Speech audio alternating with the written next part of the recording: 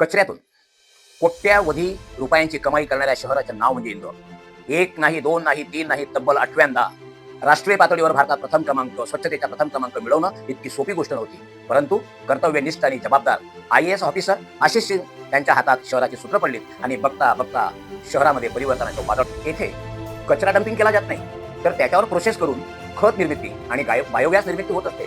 या बायोगॅसच्या माध्यमाने इंदूर शहरातील 150 पेक्षा अधिक सिटी बस चालतात आणि उर्वरित गॅसवर शहरातील हॉटेलच्या किचनमध्ये प्रभावीपणे उपयोग होत आहे.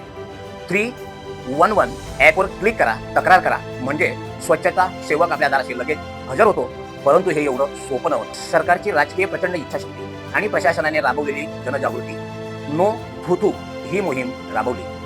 आज इंदूरकरांना आपलं शहर आपलं घर वाटतं. स्वच्छता म्हणजे नुसता दिखावा नाही, तर ती त्यांची सवय झाली आहे. इंदूरकर करू शकतात, तर आपण का नाही? शहर बदलेल जर नागरिक